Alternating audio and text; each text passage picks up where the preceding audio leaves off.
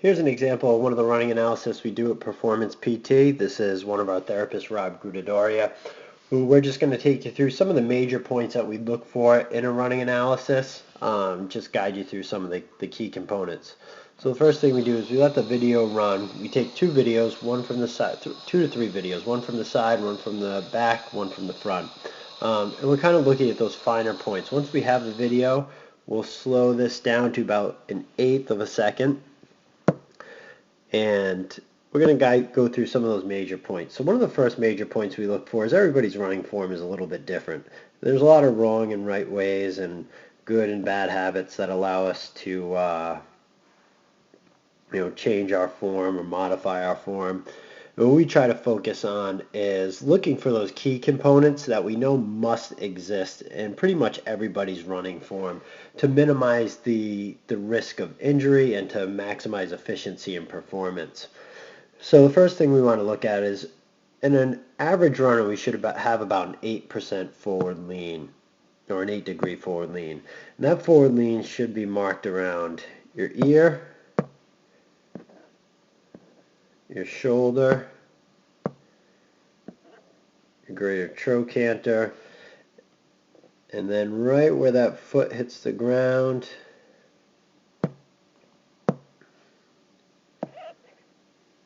our ankle, our malleolus on the lateral side. So looking at those key points, we should have about an 8-degree forward lean. Here, Rob shows a pretty good forward lean. It might be slightly more forward than we expect to see, and I think a lot of that might be coming from the hip as opposed to the ground angle. So 8-degree forward lean we look for. The next major thing we always like to look for is proper alignment. So ideally, at our mid stance, we should have a line that goes through our ear, our acromion, basically that outside part of the shoulder, our greater trochanter, that midpoint of the hip, and our malleolus, that outside ankle bone. So here, Rob looks like he's in pretty good alignment. We can see maybe that ankle's a little bit forward, but this is what we should see at mid stance, meaning when Rob is posted with his highest amount of ground contact. So which is going to happen here. We want to see where Rob's heel contacts the ground, so you can see Rob's getting ready and he contacts the ground right there. So now if we look at ground contact, where that point is,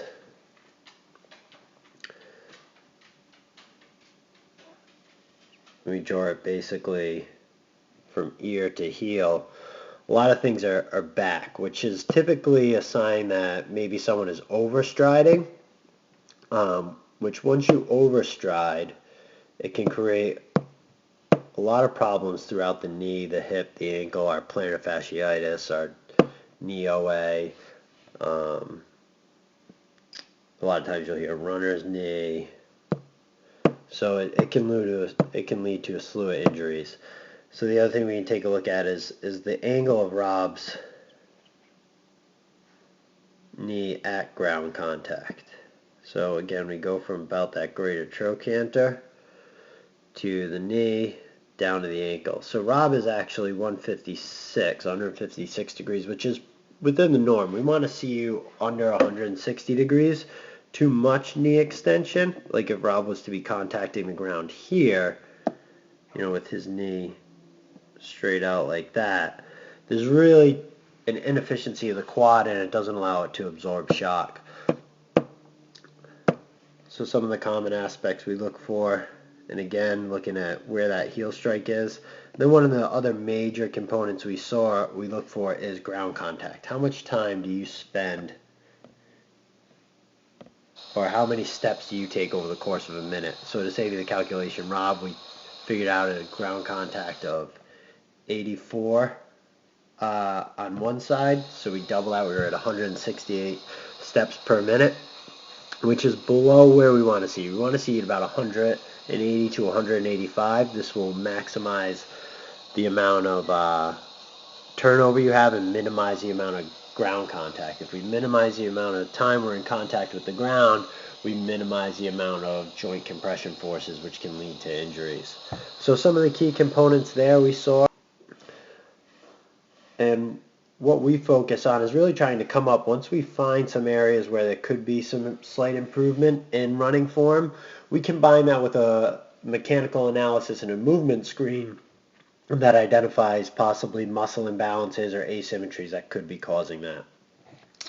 So the software allows us to kind of slow it down, take a look, a more in-depth look that we can't see in real time. So although a lot of times we run by feel, or we have someone watch us run, it may look normal, but really with the technology we have now to take accurate measurements and be able to change speeds, it allows us to do a much more in-depth analysis of one's running.